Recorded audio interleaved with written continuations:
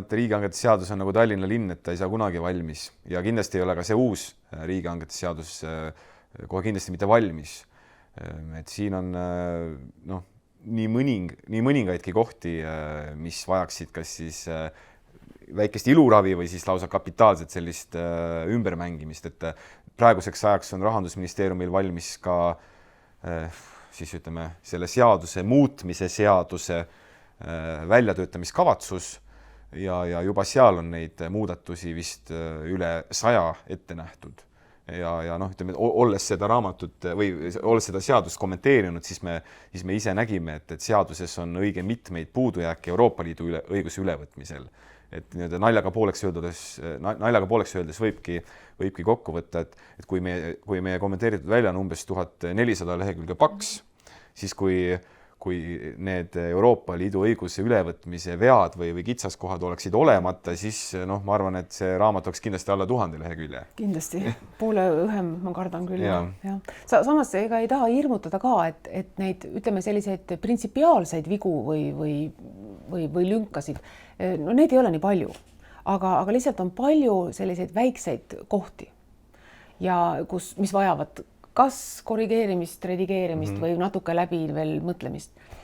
On kahjuks ka selliseid suuremaid osasid, et mul tundub näiteks, et kaitse ja julgeoleku valdkond on selline keerukas teema, kus tasuks selle kaitse ja julgeoleku direktiivi ülevõtmine veel üle kontrollida, et kindlasti selles valdkonnas on, ma usun, meie raamatust abi.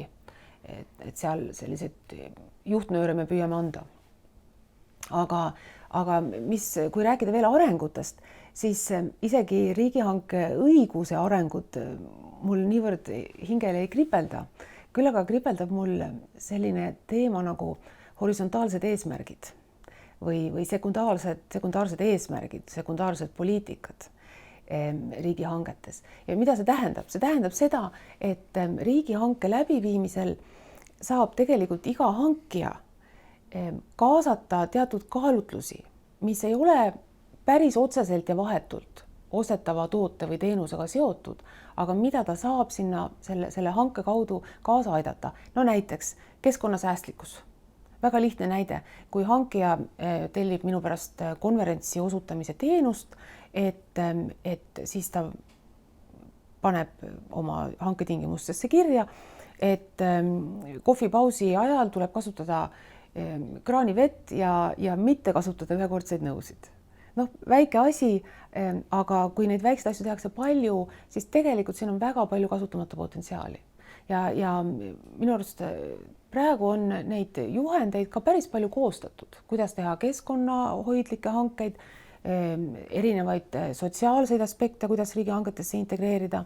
Seal näiteks puuetega inimeste kaasamine hankelepingu täitmisesse, pikaajaliste töötute kaasamine, erinevat laadi diskrimineerimise kaotamine. Neid võimalusi on väga palju ja nad on Eestis tõesti olnud siiani päris alakasutatud teiste riikidega võrreldes. Et selline ja selleks arenguks ei ole vaja tegelikult mitte mingisugust täiendavat kohustuslikku õiguslikku raamistikku. On muidugi hea, kui on hankijatel kasutada juhendmaterjale, aga need võivad olla nii-öelda pehme seaduse ehk siis soovituste näol. Et siin on võimalusi, mida saab kasutada ja millest ma usun, et ühiskonnal on kasu.